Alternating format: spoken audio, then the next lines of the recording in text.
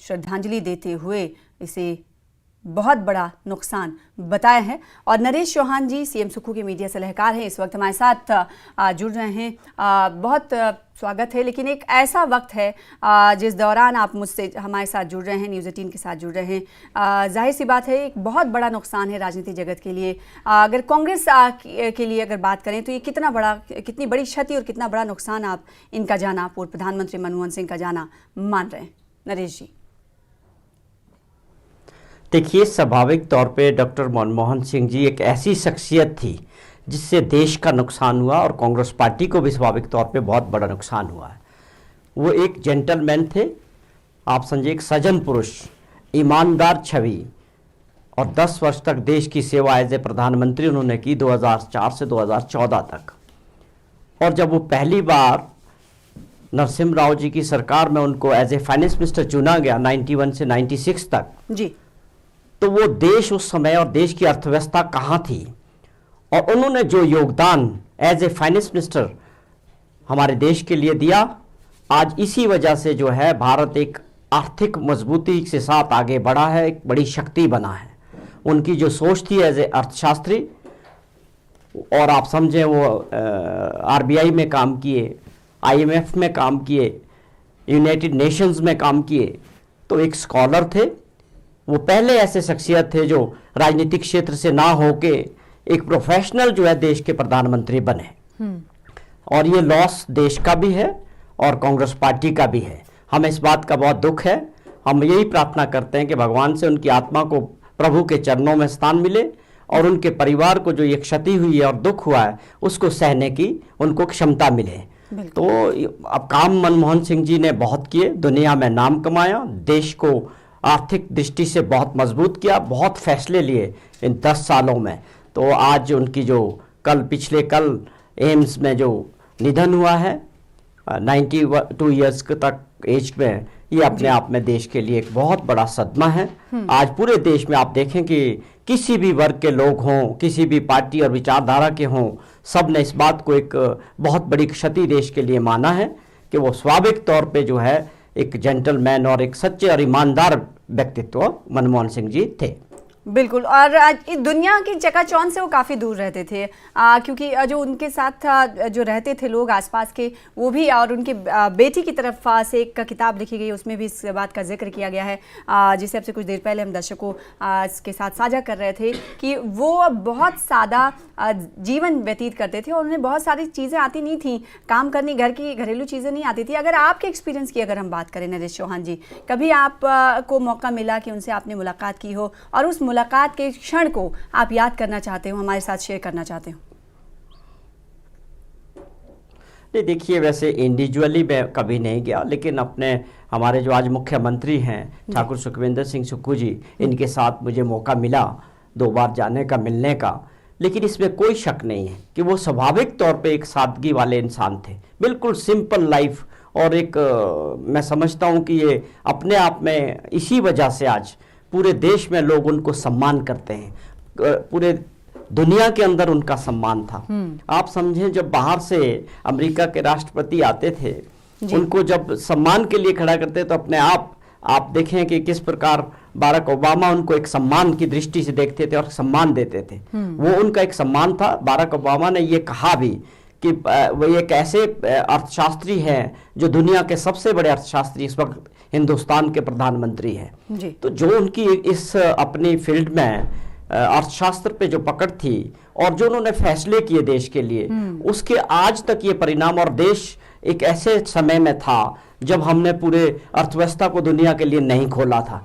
जब Manmohan Singh ji as a finance minister आए, उसके बाद ही देश को हमने दुनिया के लिए कई क्षेत्रों में ओपन किया, और उसकी वजह से किस तरह से हमारे देश के अंदर रोजगार के अवसर प्राप्त हुए और दुनिया के अंदर देश की जो है एक अलग पहचान बनी।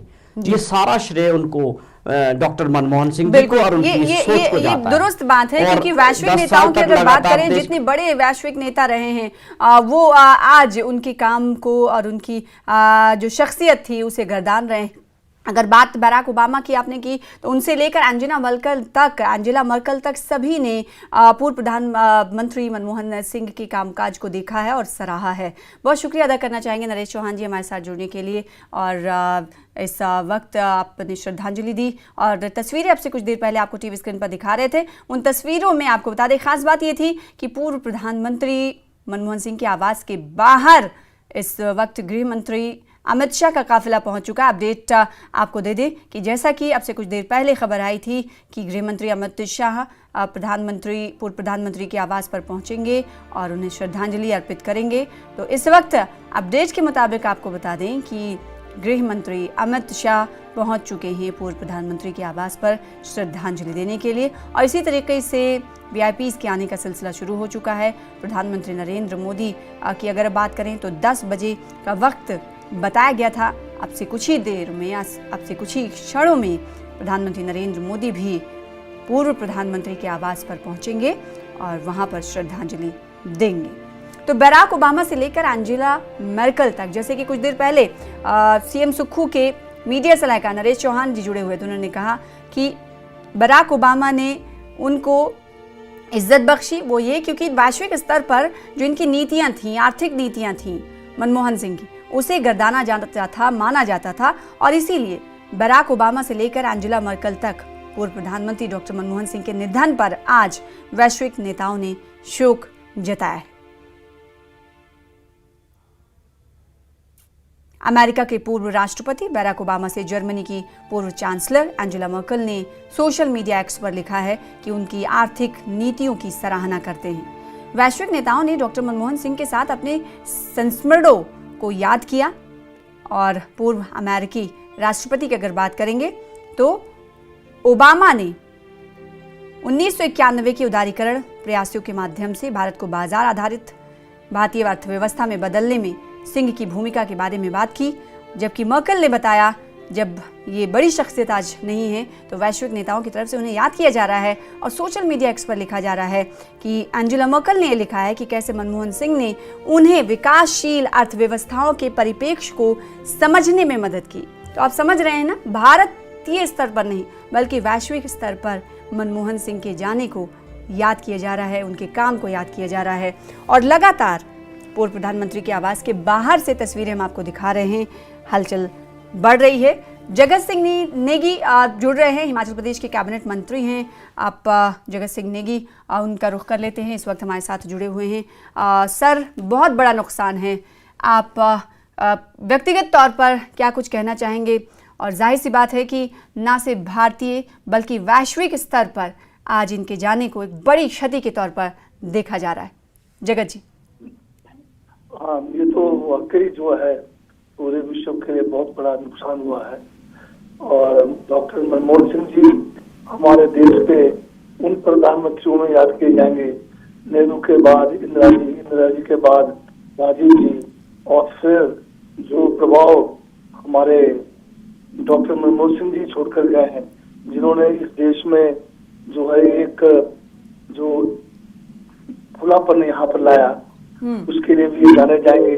साथ में मनरेगा और दूसरे जितने भी कानून आया, चाहे एफआरए का कानून आया, चाहे हमारा जो कानून बना, ये राइट टू इंफॉर्मेशन का कानून बना, ये सब उनकी देन थी। और एक महान व्यक्तित्व थे, ये जो है विद्वान तो थे ही थे, बहुत ही सरल स्वभाव के थे। मुझे याद है 2005 में ये हमारे जनजातीय क्षेत्र जिला किन्नौर के मुख्यालय जो है कल्पा में आए थे। उस समय हमारे किन्नौर और जो जनजातीय एरिया में जो नेटवर्क की बड़ी जो है दिक्कत थी, और हमारा दूरसंचार का भी दिक्कत थी। उन्होंने जो है, हम मिले थे उनसे, और उन्होंने तुरंत जनजातीय इलाकों के लिए जो है एक डिजिटल ये जो आपका ये जो है डिश एंटीना का स्कीम जो है वहाँ सैंक्शन किया था, जिससे पूरे किन्नौर हिमाचल के जनजातीय क्षेत्रों में जो है घर घर जो है दूरसंचार के द्वारा जो है हमारे वहाँ टीवी का जो है आगाज हुआ था। तो इनके निधन से बहुत बड़ी क्षति हुई है, जिसको कभी पूरा नहीं किया जा सकता है। हम सभी बहुत आज जो है दुखी हैं उनके निधन से। बिल्कुल। आपने व्यक्तिगत तौर पर बताया कि किस तरीके से आपके इलाके की परेशानी उन्होंने दूर की और उन्होंने आपकी बातों को, आपके इलाके की समस्याओं को समझा और आप उसे अभी इसे दोहराते हुए, शेयर करते हुए नजर आए। जगत सिंह नेगी जी, मैं ये जानना चाहूँगी कि हिमाचल प्रदेश में से उनका कहा जाता है कि काफ़ी जुड़ाव रहा है, कई मर्तबा वो हिमाचल का रुख करते हुए देखे गए। इस बीच इसके अलावा हिमाचल प्रदेश से कुछ खास जुड़ाव के बारे में कुछ जानकारी आप देना चाहेंगे? हाँ, क्योंकि वो जो है हिमाचल के साथ उनका बहुत घनिष्ठता रहा और उसी का जो है एक उदाहरण मैंने बताया कि जो है हिमाचल के दुर्गम इलाके, जनजातीय इलाकों तक उनकी पहुंच थी और वो जब उस समय प्रधानमंत्री के समय तो उन्होंने हिमाचल की बहुत जो है यहाँ पर मदद की, परंतु जब वो देश के वित्त मंत्री थे उस समय भी उन्होंने हिमाचल के लिए जो है विशेष कार्य किया। तो आज जब उनके निधन से पूरे देश ही नहीं पूरी दुनिया में शोक की लहर है, तो राजनीति की जो दिग्गज हैं उनकी तरफ से आपको बता दें कि लगातार श्रद्धांजलि दी जा रही। जगत सिंह नेगी साहब हमारे साथ जुड़े, बहुत शुक्रिया हमारे साथ जुड़ने के लिए। और इसके अलावा हिमाचल प्रदेश के पूर्व सीएम इस वक्त हमारे साथ फोन लाइन पर जुड़ रहे हैं, उनका रुख करेंगे क्योंकि ये कहा जाता है और ये कहा जा रहा है कि इनकी जो नीतियाँ थीं वो जाहिर सी बात है वो ऐसी थी जिसे चाहे विपक्ष का बंदा रहा हो या पक्ष का बंदा रहा हो, सभी गर्दानते रहे, सभी मानते रहे। पूर्व सीएम हिमाचल प्रदेश के जयराम ठाकुर इस वक्त हमारे पास फोन लाइन पर मौजूद हैं, उन्हीं का रुख कर लेते हैं। सर, आपसे ये जानना चाहेंगे, बहुत बड़ी क्षति है। कल पूर्व प्रधानमंत्री मनमोहन सिंह नहीं रहे, उनके निधन पर पूरे वैश्विक स्तर पर शोक की लहर है। ना सिर्फ भारत में शोक की लहर मनाई जा रही है, देखी जा रही है। आप आज इस मौके पर किस तरीके से याद करना चाहेंगे डॉक्टर मनमोहन सिंह जी को? जयराम जी। जी, निश्चित रूप से बहुत बड़ी क्षति है ये पूरे देश के लिए और प्रधानमंत्री के नाते और एक अर्थशास्त्री के रूप में देश के लिए बहुत बड़ा उनका योगदान रहा है। और विशेष तौर से जिस प्रकार से स्वच्छ छवि के साथ शांत स्वभाव उनका हमेशा उतार चढ़ाव की राजनीति में भी हमने देखा। लंबे समय तक, लगभग वो 6 बार जो है वो राज्यसभा के सांसद रहे। निश्चित रूप से एक बहुत बड़े लंबे समय तक जो है देश की राजनीति में भी रहे और उसके साथ साथ में जहां 2 टर्म यानी कि 10 साल तक वो देश के प्रधानमंत्री रहे और बहुत सहजता से, सरलता से, जिस प्रकार से अपने स्वभाव के अनुसार वो काम करते थे, वो हम सबके लिए प्रेरणा का एक माध्यम है। और ये उनके दुखद मृत्यु जो हुई है उससे क्षति हुई है, देश को हुई है, परिवार को भी और समाज को, और मेरी संवेदना है परिवार के प्रति भी और परिवार के साथ साथ में जो क्षति हुई है निश्चित रूप से ये अपूर्णीय क्षति है देश के लिए। बिल्कुल। जयराम ठाकुर जी, जैसे कि आपने अब से कुछ देर पहले कहा कि आमतौर पर कम ही देखने को मिलता है कि कोई शख्स राजनीति में रहा हो और उसकी साफ सुथरी छवि रही हो। किसी न किसी तरीके से अब से कुछ देर पहले लालू जी की प्रतिक्रिया हम सुन रहे थे, उन्होंने भी कहा कि राजनीति में जब कोई एंट्री करता है तो वो कम तरीके से ही देखने को मिलता है कि उस पर किसी तरह के दाग नहीं रहे हों। तो ये ऐसे शख्स थे जिन पर किसी तरह का दाग नहीं, और सबसे अहम बात ये कि इनका काम बोलता था। कम बोलते थे लेकिन काम बोलता था। इसे आज विपक्ष कैसे गर्दान रहा है, खासकर भारतीय जनता पार्टी की अगर हम बात करें, क्योंकि आप इसी पार्टी से आते हैं और आप पूर्व सीएम भी हिमाचल प्रदेश के रह चुके हैं। कुछ किस्से, कुछ मुलाकात आपको याद हो या कभी मौका मिला हो आपको इनसे मुलाकात करने का, तो व्यक्तिगत तौर पर क्या कुछ आपने फील किया, कुछ साझा करेंगे आप? देखिए, मुझे व्यक्तिगत रूप से हमारी मुलाकात जरूर हुई, लेकिन उसके बावजूद कोई विशेष इस प्रकार से हमारा काम का जो है वो इस तरह से कोई सीधा वास्ता उस वक्त नहीं रहा। लेकिन मुझे अच्छी तरह से याद है कि जब मैं हिमाचल प्रदेश में बतौर मंत्री था मैं, तो ग्रामीण विकास मंत्रालय मेरे पास था, पंचायती राज और ग्रामीण विकास, और उस कार्यक्रम में वो आए थे और उस कार्यक्रम में एक कार्यक्रम वहाँ विज्ञान भवन में था दिल्ली, उस कार्यक्रम में आए थे, उनका संबोधन था और उस वक्त हमारा वहाँ पर मिलना उनके साथ हुआ था। तो चर्चा के रूप में जितनी का छोटी हमारी छोटे समय के लिए जो मंत्रियों के साथ जो उनका इंटरेक्शन हुआ, जी बैठे बैठे वहां पर बातचीत करते हुए, हाँ। तो बहुत सारी चीजों को लेकर के वहाँ अपने अपने विभाग से संबंधित जो हमने जो बातें कहनी थी ठीक वो है। कही, लेकिन बड़े शांत स्वभाव के साथ उनने उन सारी बातों को सुना। जी और सबसे बड़ी बात यही थी कि भी इतने लंबे समय तक रहने के बावजूद भी राजनीतिक दृष्टि से हमने नहीं देखा कि मनमोहन सिंह के खिलाफ जी। किसी सभा में हम लोग हमारे नेता भी बोलते थे, विपक्ष के, यानी कि उस वक्त भारतीय जनता पार्टी के नेता भी कोई टिप्पणी करते थे, नहीं करते थे, व्यक्तिगत टिप्पणी नहीं करते थे। जी बिल्कुल, पार्टी के ये खिलाफ इनकी बोलते खासियत थे। थी और इसीलिए सरकार के इसीलिए खिलाफ विपक्ष के बोलते थे। नेता इस बात को याद करते हैं और इस बात को मानते हैं, जैसा कि आपने अभी कहा। बहुत शुक्रिया जयराम जी हमारे